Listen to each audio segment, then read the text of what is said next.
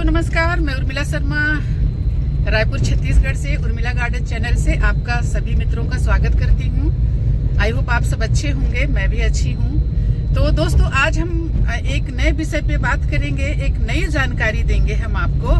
तो आज हम जा रहे हैं किसी चीज को लेने के लिए। क्या लेने जा रहे हैं चलिए आपको हम पहुंचकर बताते हैं। दोस्तों राम राम। एक खूबसूरत सुबह में आप सभी मित्रों का स्वागत है। कितना सुंदर वातावरण देखिए। अभी सूर्योदय नहीं हुआ है। मैं उठ तो 5:30 बजे गई हूँ, लेकिन मैं गायों की सेवा में थी। अब अभी मैं ऊपर आई। तो दोस्तों आज मैं करूँगी नया काम। तो नया काम क्या करूँगी मैं आपको बताती हूँ। तब तक हमारे खूबसूरत पौधों को आप देख लीजिए। देखिए, लोग कहते हैं कि भिंडी ठंड में होगी। आप भिंडी का कलर तो देखिए, इनकी खूबसूरती देखिए कितनी सुंदर हो रही हैं।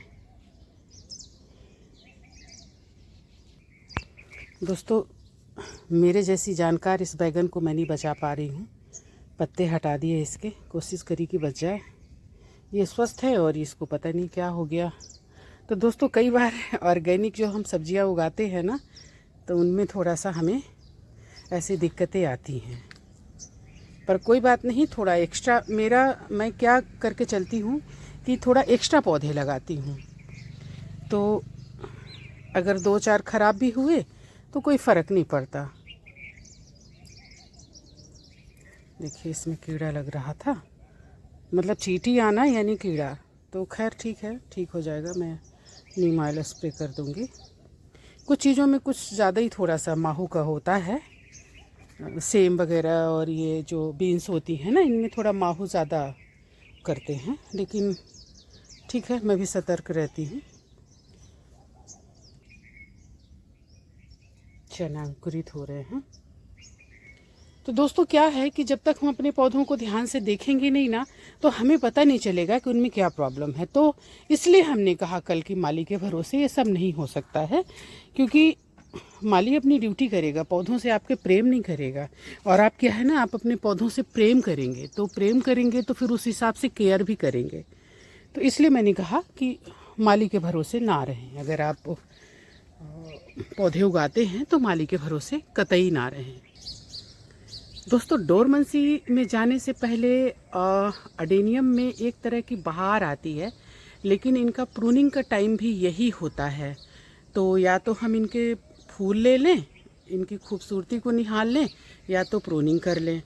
तो मेरे साथ हुआ क्या कि मैं प्रूनिंग कर ही नहीं पाई। अब इनकी प्रूनिंग ना लगभग 1.5 साल से नहीं हुई है ये जो है।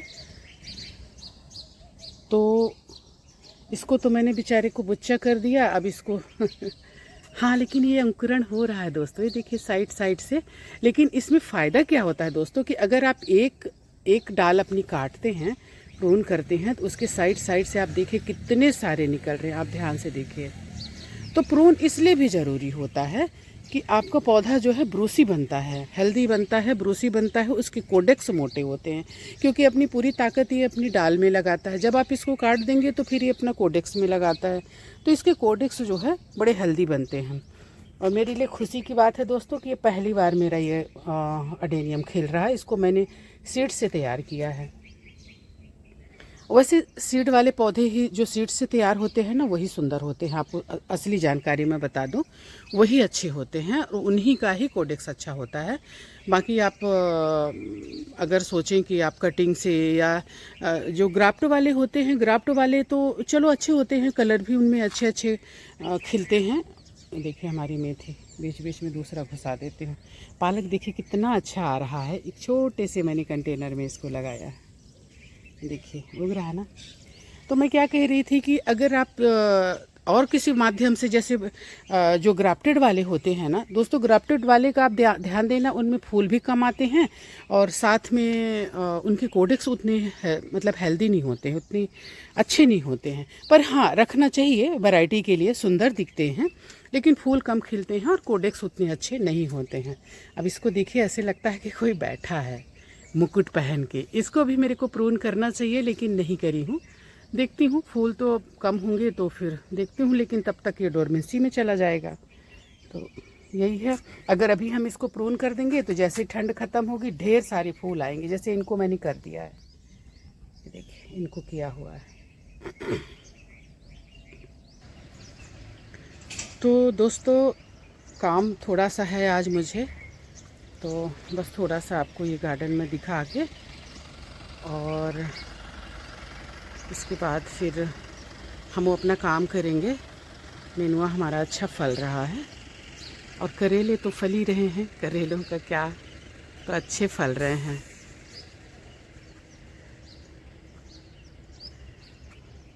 मिर्चियाँ भी दोस्तों, कल जो बारिश हुई ना उससे पौधे और खिल गए। बारिश के पानी में ऐसे कुछ मतलब तत्व होते हैं जो पौधों को एकदम से हरा भरा कर देते हैं। आप देखेंगे ना कि बरसात के टाइम में एकदम से जो पौधे मुरझाते रहते हैं ना, वो भी जैसी बारिश आती है ना पौधे एकदम खिल जाते हैं। तो दोस्तों मैं आपको बता रही, देखिए अब भी सूर्योदय हो रहा है, अभी भी बदली है दोस्तों।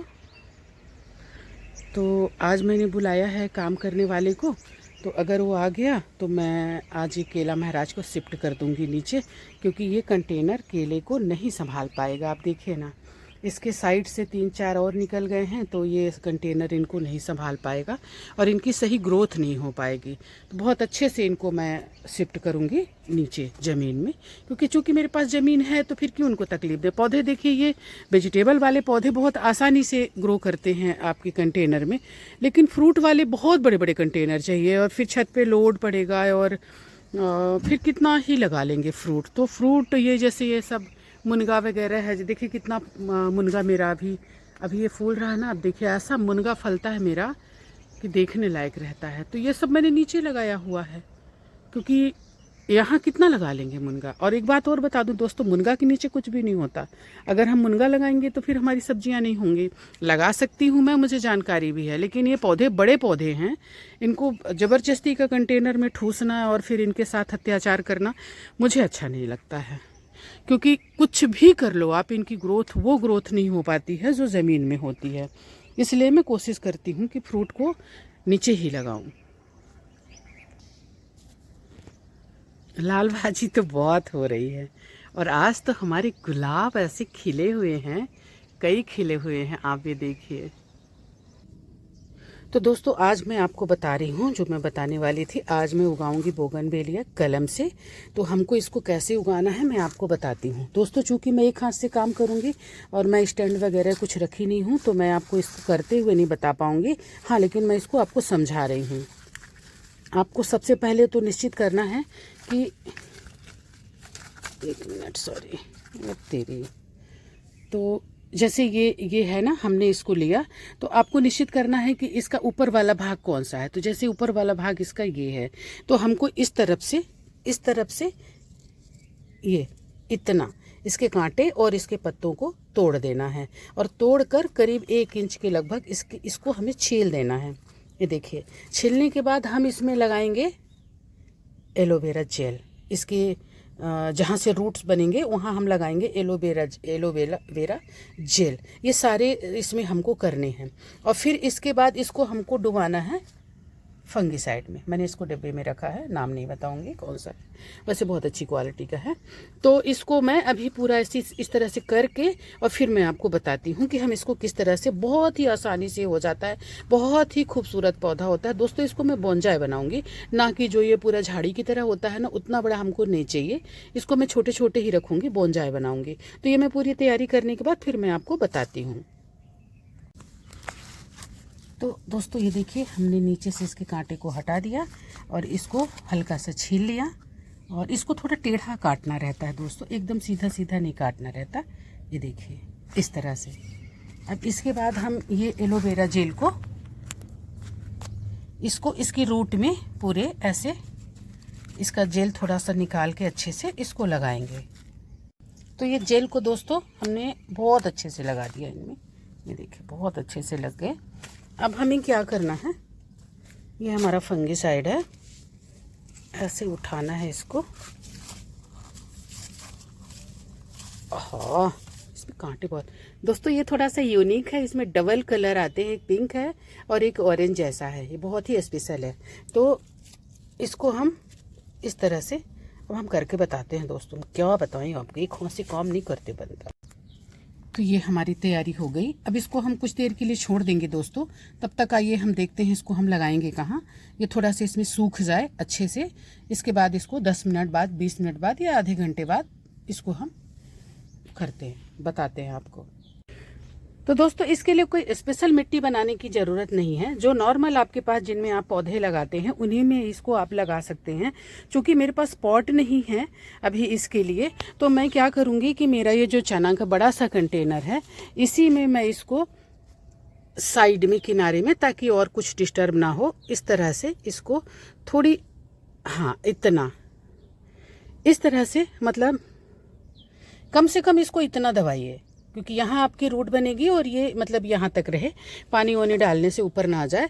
तो आप एक साथ भी इसको इस तरह से कर दीजिए। जब आपको समझ में आ जाएगा कि कौन सा प्रोग्रेस में है, कौन सा काम कर रहा है, कौन सा उग रहा है जिसमें पत्तियाँ निकलेंगी, तो आप 1 महीने 2 महीने बाद इनको दूसरे पॉट दे दीजिए। इनको मैं बोनसाई बनाने के लिए दोस्तों कर रही हूँ। तो ये देखिए, 1 मिनट, सॉरी, ये देखिए इस तरह से मैं इनको साइड में डाल दूंगी। क्योंकि अब देखिए मिट्टी बनाना और ये सब बहुत लंबा प्रक्रिया है, जो कि मेरे पास अभी है नहीं। मिट्टी तो है लेकिन मेरे पास, ये देखिए, और नॉर्मल तरीके से इनमें पानी दीजिए। इनको धूप बहुत चाहिए रहती है, ऐसा कुछ नहीं, सेमी सेट जगह में रखिए, यहाँ रखिए, कुछ भी ऐसा कोई दिक्कत नहीं है। जिनको लगना होगा वो लग जाएंगे, जिनको नहीं लगना होगा तो कोई बहुत बड़ा इशू नहीं है, क्योंकि मैंने ज़्यादा लगाया है।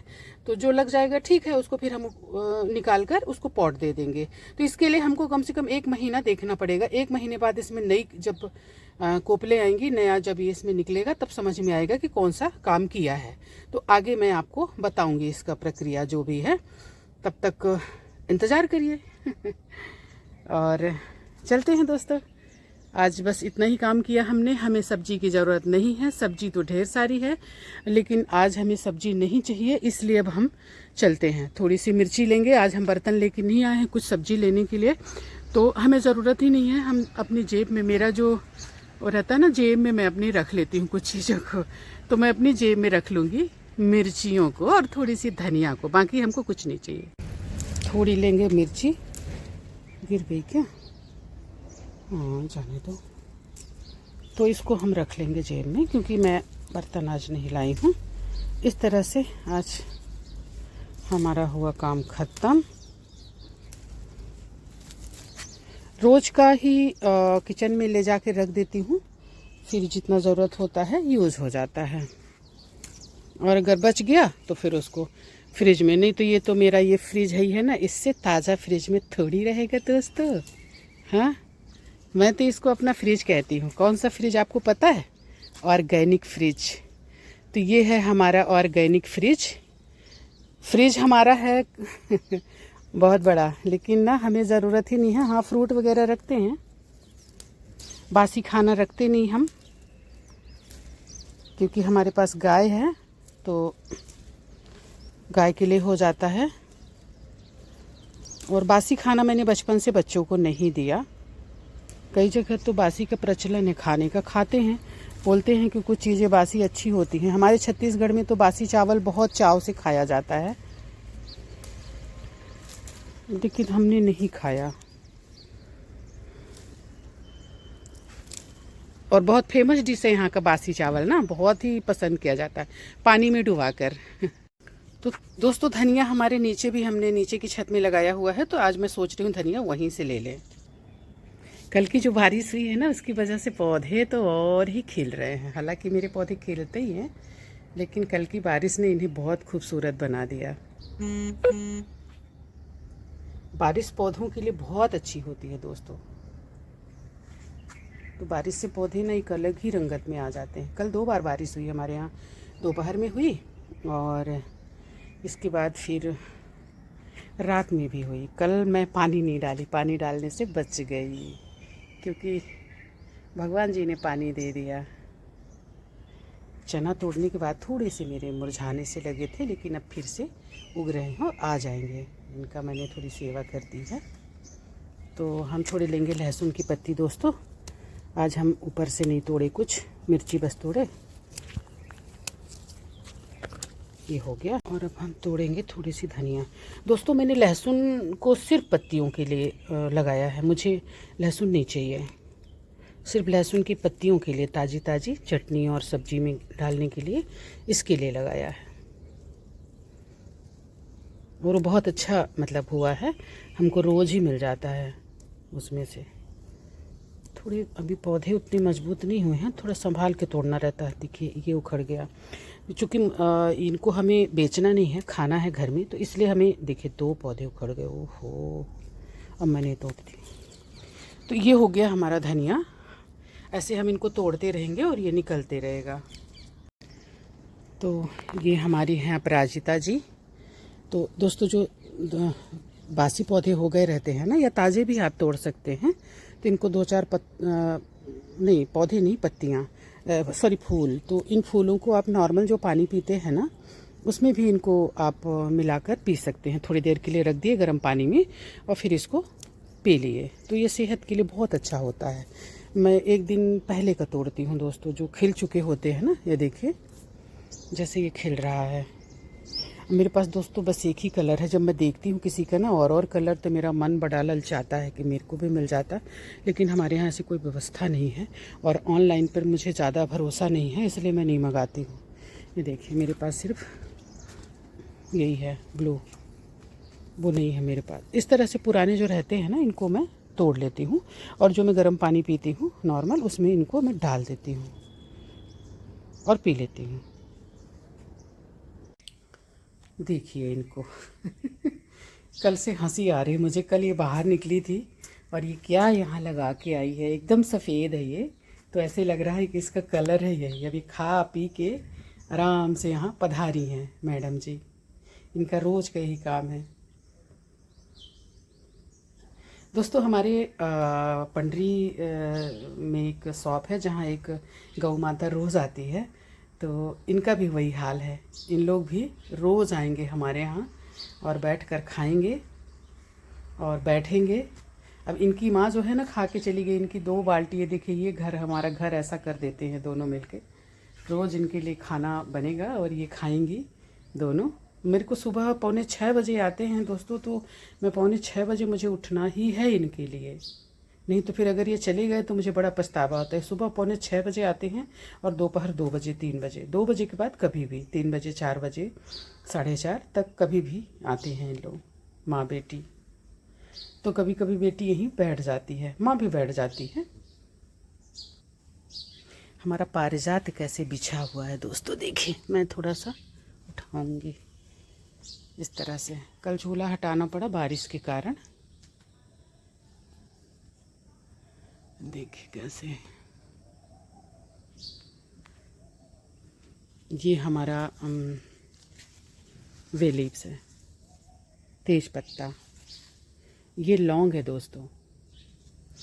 और आम हमारा कितना बड़ा होता जा रहा है, देखिए खूब बड़ा हो गया, कितना बढ़िया, कितनी सारी कलियां लगी हुई हैं।